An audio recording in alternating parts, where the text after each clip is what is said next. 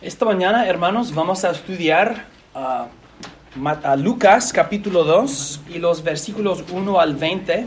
Lucas 2, 1 al 20. Y en esos versículos es el nacimiento de Jesucristo y es el momento en que un ángel aparece a los pastores cerca de Belén. Entonces, si quieren, pueden leerlo en sus Biblias o en el boletín. Todo está en el boletín para ustedes si quieren seguir el sermón. Voy a leer entonces de Lucas capítulo 2, desde versículo 1 hasta versículo 20. Aconteció en aquellos días que salió un edicto de parte de César Augusto para levantar un censo de todo el mundo habitado. Este primer censo se realizó mientras Cirenio era gobernador de Siria. Todos iban para inscribirse en el censo, cada uno a su ciudad. Entonces José también subió desde Galilea, de la ciudad de Nazaret, a Judea, a la ciudad de David, que se llama Belén, porque él era de la casa y de la familia de David, para inscribirse con María su esposa, quien estaba encinta. Aconteció que mientras ellos estaban allí, se cumplieron los días de su alumbramiento, y dio a luz a su hijo primogénito. Lo envolvió en pañales y lo acostó en un pesebre, porque no había lugar para ellos en el mesón. Anunció de los ángeles a los pastores. Es un título. Versículo 8. Había pastores en aquella región que velaban y guardaban las vigilias de la noche sobre su rebaño.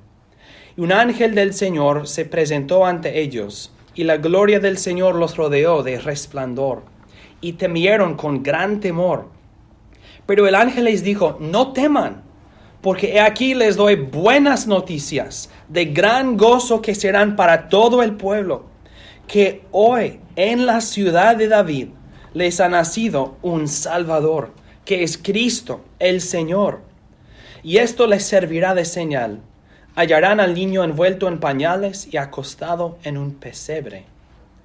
De repente apareció con el ángel una multitud de las huestes celestiales que alababan a Dios y decían: gloria a Dios en las alturas, y en la tierra paz entre los hombres de buena voluntad. Aconteció que cuando los ángeles se fueron de ellos al cielo, los pastores se decían unos a otros: pasemos ahora mismo hasta Belén y veamos esto que ha sucedido y que el Señor nos ha dado a conocer. Fueron deprisa y hallaron a María y a José y al niño acostado en el pesebre. Al verle, dieron a conocer lo que les había sido dicho acerca de este niño. Todos los que oyeron se maravillaron de lo que los pastores les dijeron. Pero María guardaba todas estas cosas, meditándolas en su corazón. Los pastores se volvieron glorificando y alabando a Dios por todo lo que habían oído y visto, tal como les había sido dicho. Amén. Que el Señor bendiga la lectura de su santa palabra.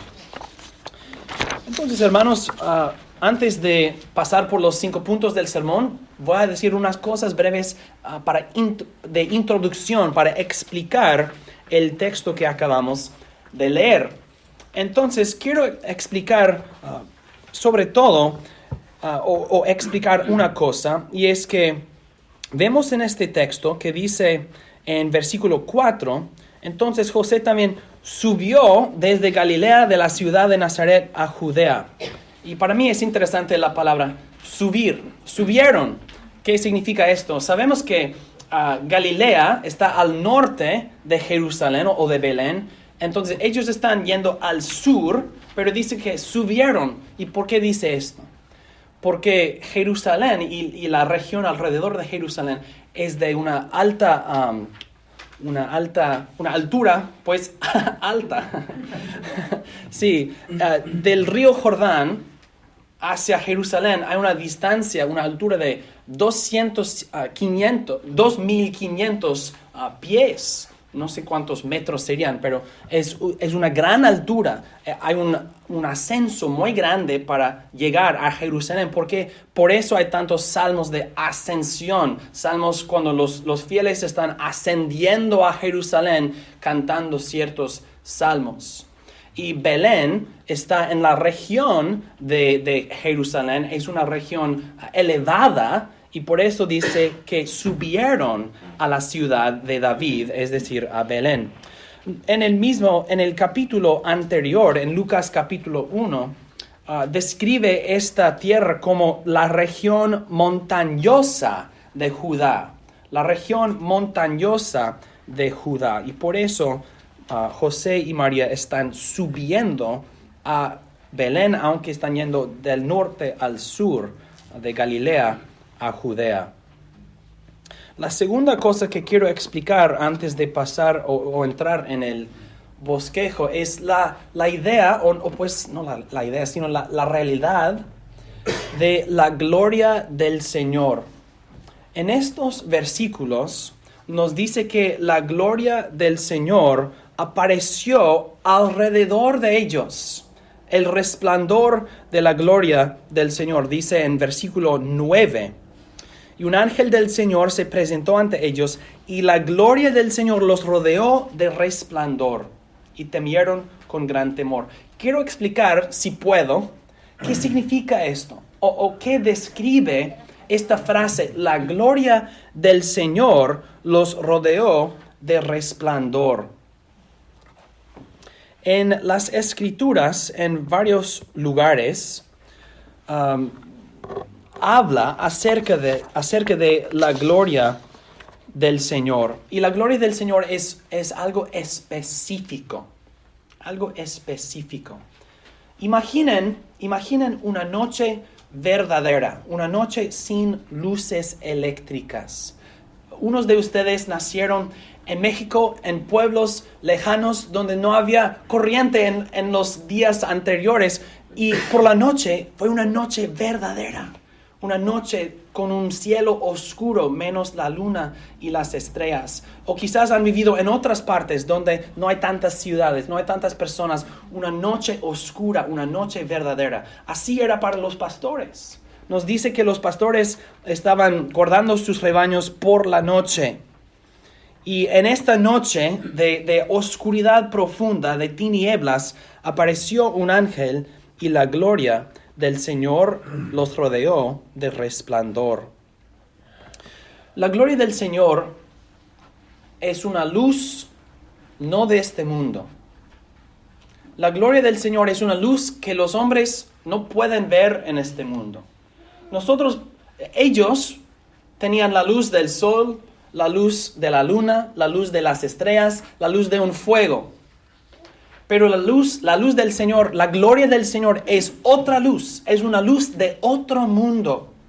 Es una luz que uno no puede ver en el mundo creado o el mundo natural. Es una luz del cielo, es una luz celestial, es una gloria de otro mundo. Vemos esta gloria en varios momentos en la historia de las Escrituras. Por ejemplo, el domingo pasado hablamos acerca del lugar santísimo en el tabernáculo. Y las Escrituras nos dicen que la gloria del Señor apareció entre los querubines en el lugar santísimo. Esta gloria fue cubierto con una nube, más o menos. Una gloria con una nube alrededor, una nube iluminada, más o menos. Y vemos que Dios también apareció en el monte de Sinaí. La gloria del Señor pasó enfrente de Moisés, una gloria especial. Los profetas también, Isaías y Ezequiel, tienen visiones de esta gloria, la gloria del Señor en el cielo. Es una luz de intensidad que brilla en una manera que es difícil de describir. En los profetas nos dicen que es una luz que tiene todos los colores del arco iris. Es una luz no puramente blanca, sino una luz de todos los colores, como el arco iris. Y es una luz que resplandece. Es una luz, otra vez, que los hombres no podemos verlo en este mundo creado. Es una luz, una gloria celestial. Se describe como fuego en su intensidad, pero el fuego solamente tiene los colores de rojo, de naranja, de amarillo y cosas. Pero esta gloria, esta luz tiene todos los colores que existen. Entonces imagínense que están en esta noche, en el silencio de la noche, en la oscuridad de la noche, y de repente la gloria del Señor, una luz no de este mundo, te rodea de resplandor. Por eso ellos tenían mucho miedo. Dice que temieron con gran temor. ¿Cómo describir el temor de uno? La sorpresa para uno de esta luz celestial, esta gloria celestial que apareció repentinamente. Es difícil imaginarlo. Y al mismo tiempo, un ángel aparece también. ¿Cómo responderías? ¿Cómo responden los hombres en las Escrituras? Casi cada vez se caen a la tierra como muertos. Se desmayan. No saben qué pensar ni cómo responder. Y por eso los ángeles cada vez dicen, no teman. Está bien, no teman. Y luego una multitud de ángeles también aparece a los pastores para anunciar las glorias del Señor. Si esto es bueno que había varios pastores, porque si hubiera solamente uno, este pastor habría pensado, ¿estoy loco? ¿Qué me está pasando? Pero el grupo de pastores pueden hablar entre sí. ¿Viste esto? Sí, lo vi también. Pues lo que pasa en estos versículos es sencillo. Nace Jesús, un ángel aparece a los pastores, les anuncia lo que ha pasado. Ellos vienen para visitar al niño y luego se van. Entonces, hermanos, ahora vamos a estudiar cinco puntos para aprender de esos versículos y recibir una bendición espiritual. Noten en primer lugar, número 1, que Jesús es Salvador, Jesús es el Cristo, Jesús es el Señor. En estos versículos, el ángel dice en versículo 11, les ha nacido un Salvador que es Cristo el Señor. 3 títulos. El ángel aplica 3 títulos al niño nacido. Este niño, cuyo nombre es Jesús, y tiene 3 títulos: Salvador, Cristo y Señor. Y hermanos, estos títulos para nosotros son preciosos. Nuestro Dios en la carne, Jesús, nuestro Jesús, es nuestro Salvador, es el Cristo y es nuestro Señor. Entonces quiero hablar brevemente acerca de esos 3 títulos. Jesús es un Salvador. Un Salvador significa que hay algún tipo de peligro, hay algún tipo de problema del cual uno necesita ser salvado. Si Jesús es un Salvador ¿para quiénes y de qué? Pues el título Salvador entonces nos dice que Jesús es un Salvador de un pueblo. Y María, el ángel Gabriel anunció a María, llamará su nombre Jesús porque salvará a su pueblo. ¿De qué? De sus pecados. Jesús es entonces un Salvador de pecadores y salva a pecadores de sus pecados. Es un Salvador para el hombre, un Salvador que el hombre necesita. Los judíos no necesitaban un Salvador político, no necesitaban un Salvador médico. Ellos necesitaban un Salvador espiritual, un Salvador de sus almas, no de sus cuerpos, no de su reino político, sino de sus almas, su condición eterna. Y Jesús nació para ser Salvador de su pueblo, Salvador de su pueblo de sus pecados. Pero ¿cómo sabemos que es un Salvador? Es un hombre, pero no es cualquier hombre, es el Cristo. Este Salvador es el Cristo. Y al decir que es el Cristo significa que Él es el Hijo de David, el Hijo perfecto de David, el Hijo perfecto y prometido, el prometido Hijo perfecto de David. Es el Mesías, el Cristo, el quien fue prometido a David en 2 de Samuel 7 y en las profecías del Antiguo Testamento. El ungido de Dios, el cumplimiento de las promesas del Antiguo Testamento, el Rey fiel de Israel, cuyo trono será establecido para siempre. La raíz de David, el hijo de Isaí. Noten que en Lucas capítulo 2, el linaje de David es prominente en el texto. Dice que José fue de la familia de David y ellos se fueron a la ciudad de David. Entonces el linaje de David, el rey, es prominente en el texto para decir, este niño es el hijo de David, es el Cristo. Los salmos nos describen el Cristo. Dicen que el Cristo, el rey davídico, el hijo de David, lucha para su pueblo. El rey David rescata a su pueblo de sus enemigos. El rey davídico, el hijo de David, rescata su pueblo y los trae a un lugar de paz y descanso. El Cristo es un Salvador quien derrota a los enemigos de su pueblo, pero los enemigos de su pueblo no son enemigos políticos, sino enemigos espirituales. El Cristo es el quien tiene un reino eterno, porque es un rey eterno. Y los pastores los ángeles anuncian a los pastores, este niño que ha nacido en Belén, este niño es un Salvador, este niño es el Cristo. No es un Cristo, sino es el Cristo, el ungido de Dios, el Mesías del Antiguo Testamento. Pero, ¿cómo sabemos que este Salvador tendrá éxito? Es un Salvador, es el Cristo, es un hombre, pero es más que esto. Es también el Señor. Este niño es Salvador, este niño es Cristo, este niño es el Señor. David era un Cristo, era un Mesías, un ungido de Dios.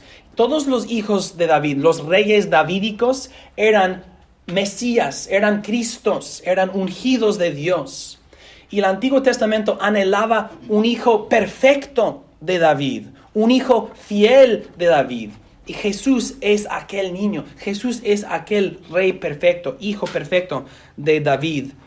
¿Cuál es la diferencia entre este hijo de David y los hijos anteriores, que también eran ungidos de Dios, eran hijos de David?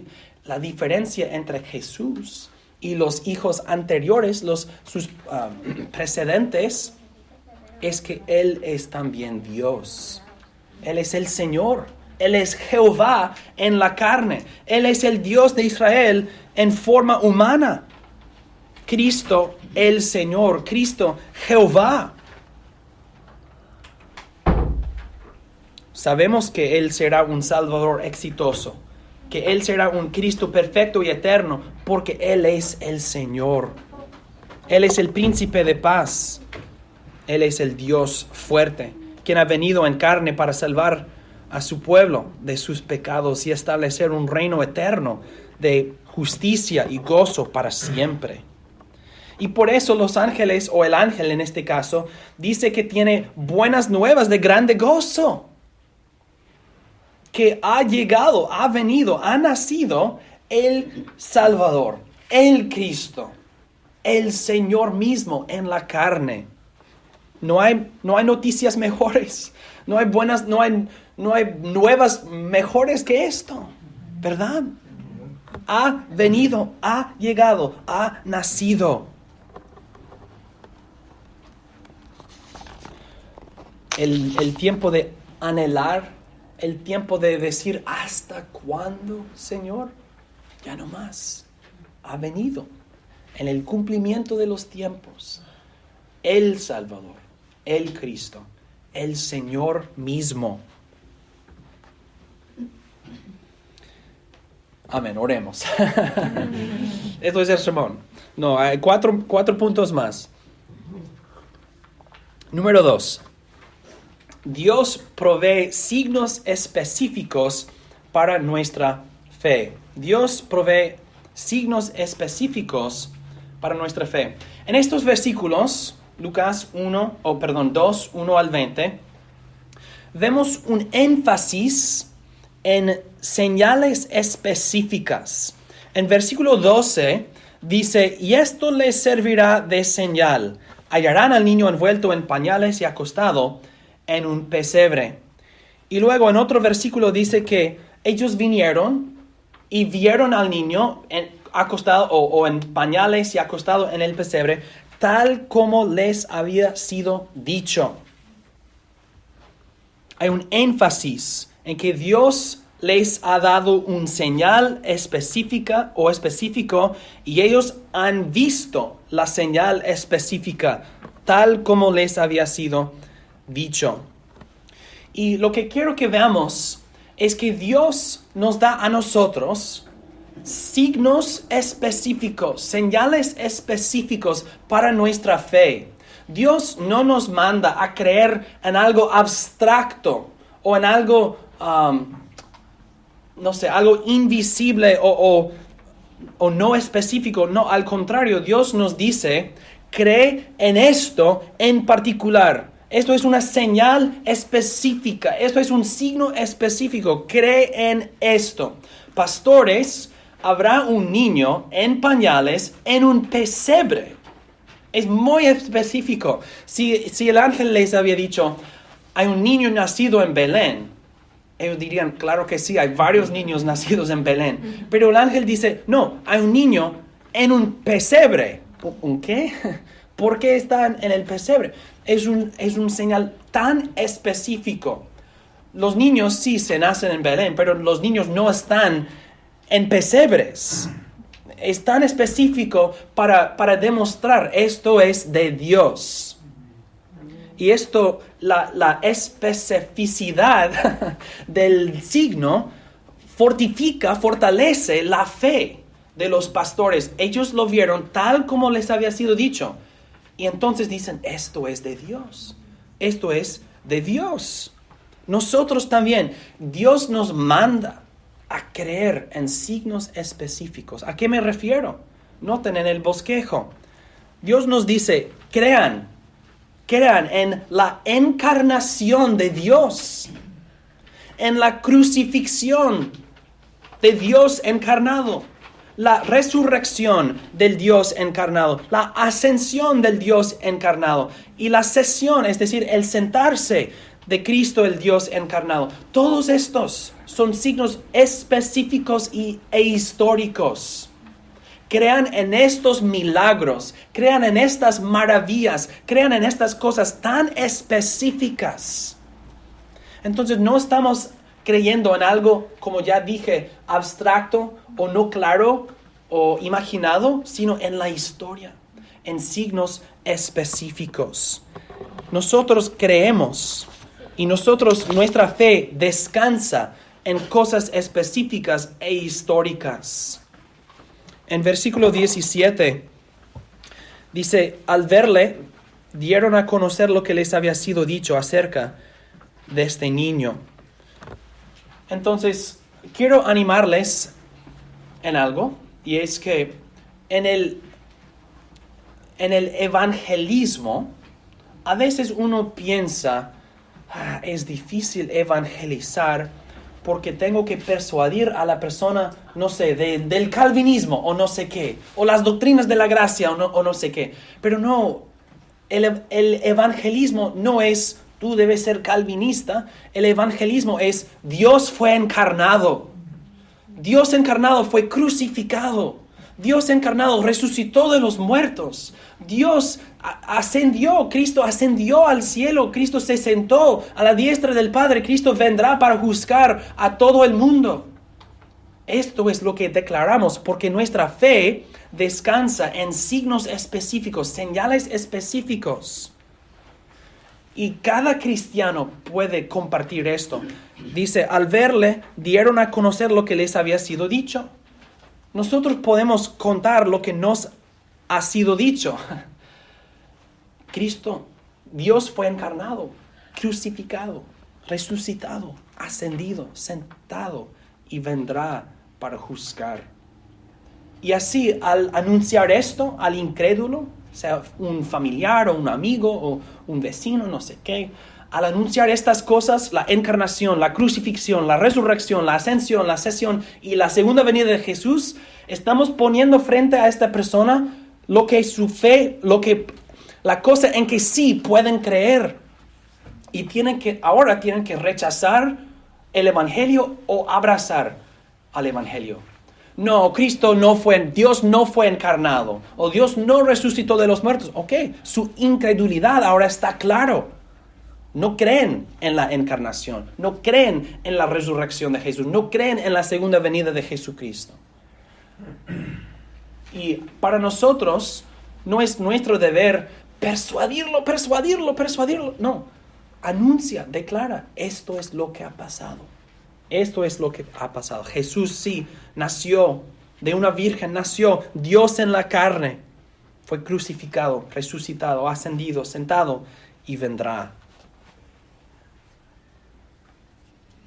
Dios provee signos específicos para nuestra fe y nosotros podemos comunicar estos signos específicos a otras personas. En tercer lugar, Dios da gracia a todos los que creen. Dios da gracia a todos los que creen. El ángel dice que estas buenas nuevas son para todo el pueblo. Son para todo el pueblo. Las buenas nuevas de la encarnación y de todo lo que sigue después es para todo el pueblo. Pero ¿cómo puede uno participar en las bendiciones de este Cristo, en la salvación de este Salvador? Por la fe. Por la fe. Las Escrituras nos dicen que todos los que invocan el nombre del Señor serán salvos. Todos los que confiesan con su boca, Jesús es el Señor, y creen en su corazón que Dios lo levantó de los muertos, ellos serán salvos. Amén. Es una salvación para todo el pueblo, pero cada uno tiene que creer en estas verdades. Dios da gracia a todos los que creen. Todos los que creen. Vemos esto en versículo 14. La traducción es a veces difícil y lo he editado un poquito en el bosquejo. Dice, gloria a Dios en las alturas y en la tierra paz entre los hombres en quienes Dios tiene complacencia.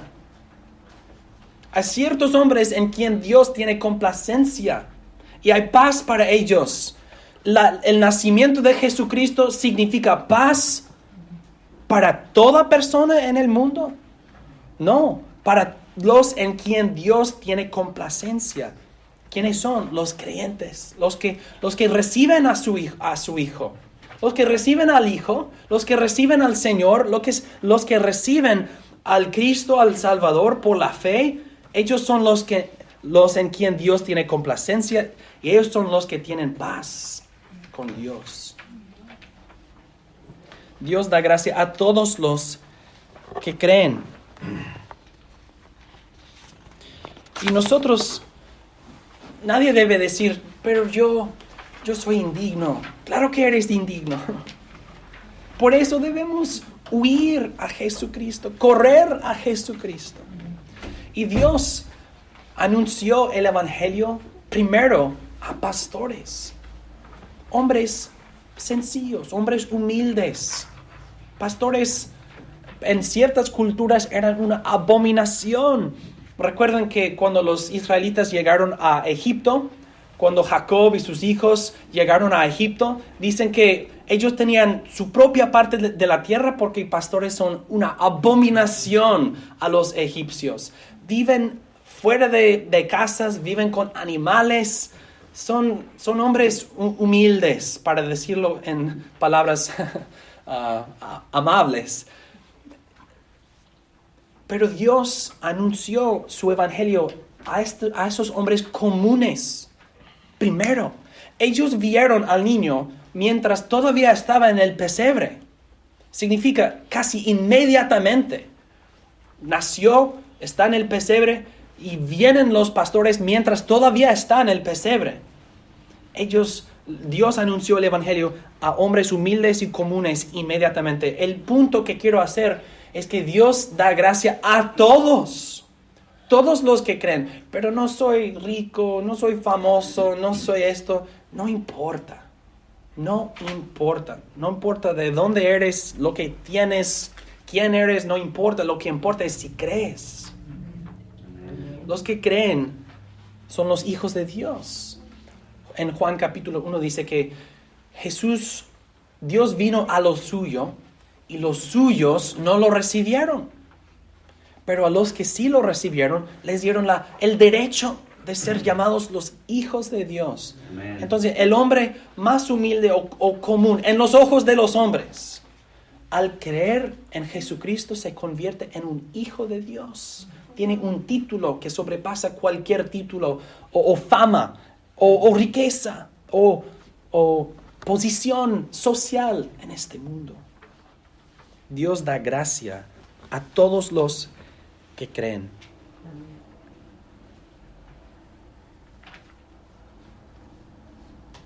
Buenas noticias de gran gozo que serán para todo el pueblo. Número 4. Los hechos gloriosos de Dios deben conducirnos a meditación y adoración.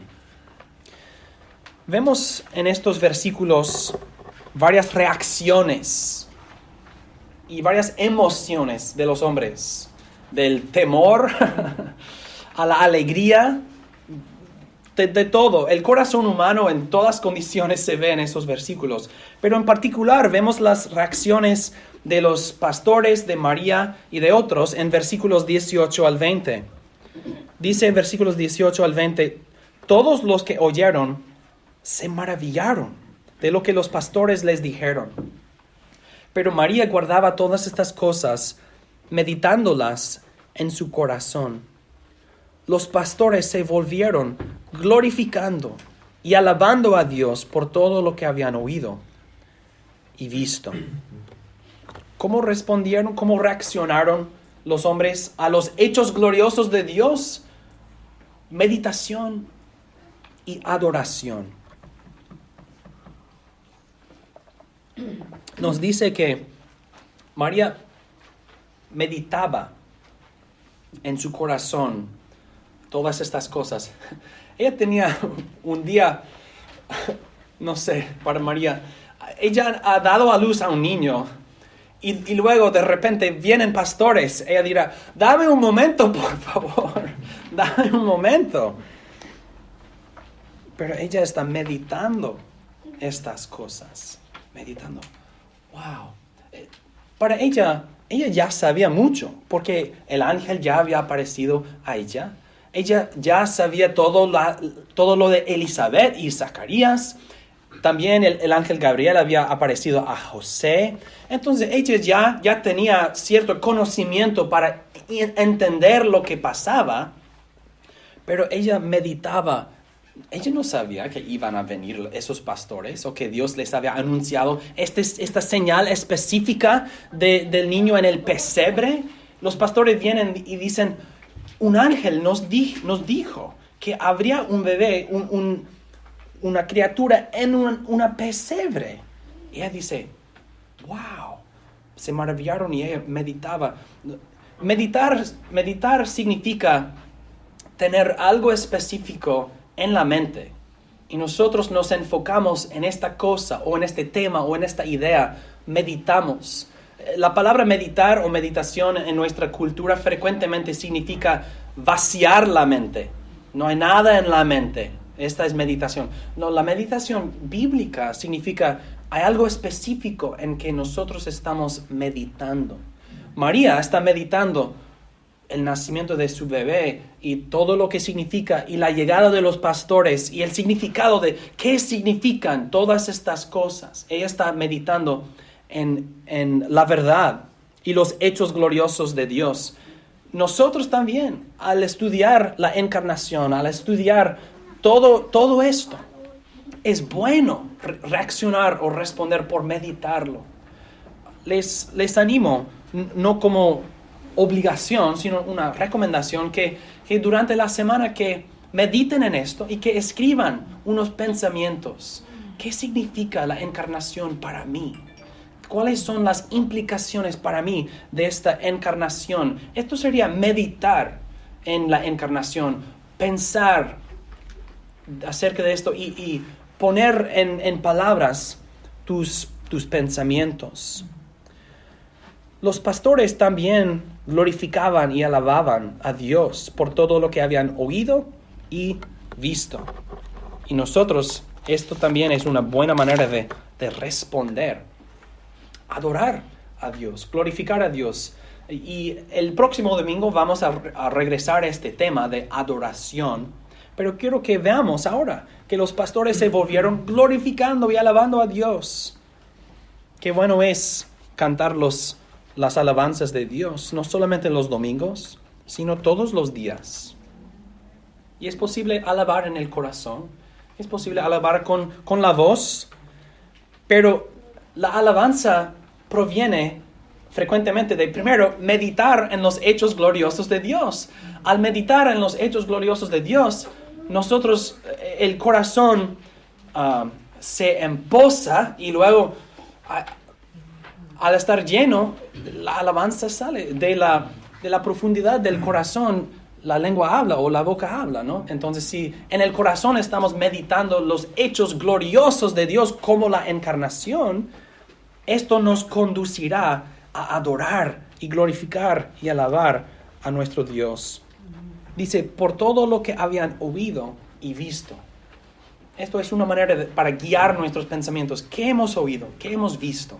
Voy a meditar en esto y voy a alabar a Dios por esto.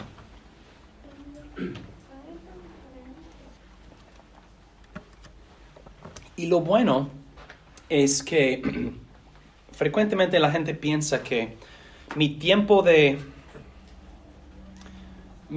devociones es como 15, 20 minutos, no sé qué, cada día. Ok, esto es mi adoración diaria. Pero la verdad es que uno puede meditar en el corazón todo el día. Y uno puede alabar a Dios todo el día. No quiero decir que no pensamos en otras cosas. Me refiero a que durante el día, durante todo el día, no es necesario limitar nuestra adoración o meditación a unos minutos de la mañana o de la tarde. En cualquier momento, en el carro, a veces en el trabajo, en diferentes contextos. Mediten en los hechos gloriosos de Dios y adoren a Dios por sus hechos gloriosos. Amén. Finalmente, número 5. El infierno y el cielo no están lejos. ¿De dónde es esto en el texto? Pues noten que en versículo 9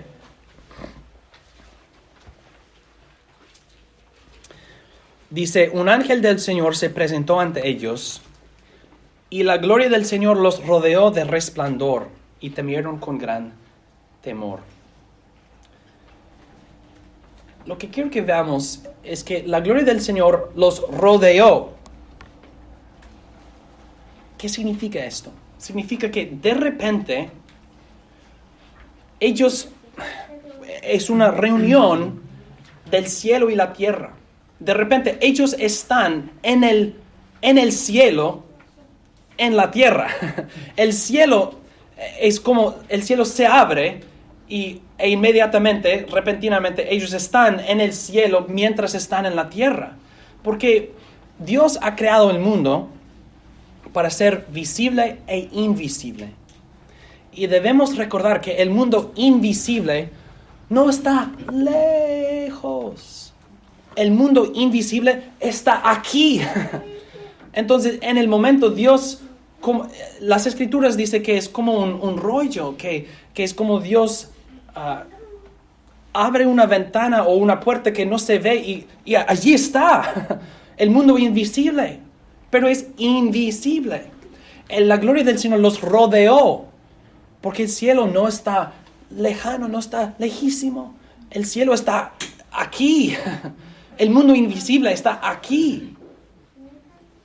Y por eso también las huestes celestiales es un ampliamiento de su perspectiva al cielo inmediatamente. Si el cielo no está lejos, sino está aquí, sino invisible, también el infierno, el mundo invisible.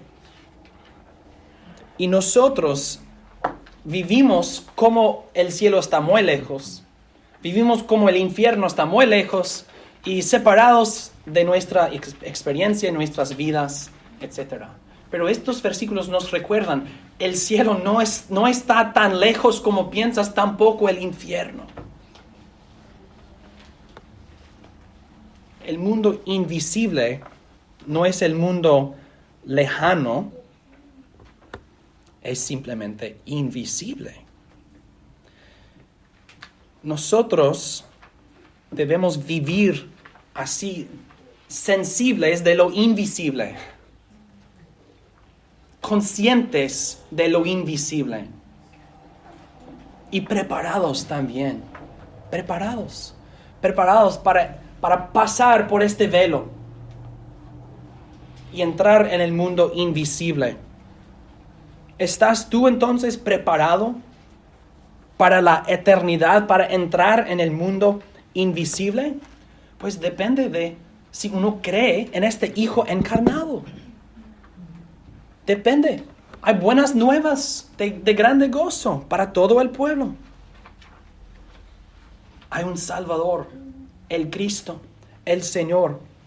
Y los que creen en Él entrarán en el mundo invisible, en el cielo, entrarán en la gloria del Cristo, la gloria que recibimos por el Salvador.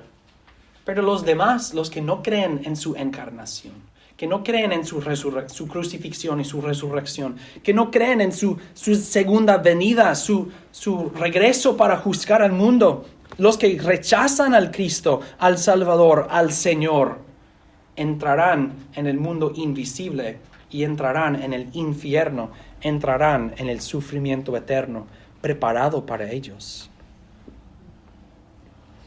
Nosotros podemos prepararnos para esto. Y al ser salvos, al creer en Jesús, es bueno reconocer que el cielo no está tan lejos. Y otra vez regresaremos a esto el próximo domingo. Pero ¿cómo adoraríamos? ¿Cómo oraríamos? Así conscientes de que Dios no está lejos. El cielo no está lejos, está frente a nosotros. Está alrededor de nosotros. Está aquí, pero invisible. Esto cambia nuestra perspectiva. Pues hermanos, en conclusión, Jesús, este niño Jesús, es Dios en la carne, el Salvador, el Cristo, el Señor. Y Él vino para salvar su pueblo de sus pecados, y todos los que invocan su nombre y creen en Él serán salvos. El cielo será para ellos, porque Él ganó entrada al cielo para ellos. Ellos jamás entrarán en el infierno, porque Jesús los salvó del infierno. Prepárense para la eternidad, prepárense para el mundo invisible por creer en Jesucristo. Y al creer en Jesucristo, no teman, no teman. Les anuncio buenas nuevas de gran gozo. buenas noticias de gran gozo que son para todo el pueblo, que hoy en la ciudad de David les ha nacido un Salvador, que es Cristo el Señor. Amén. Oremos.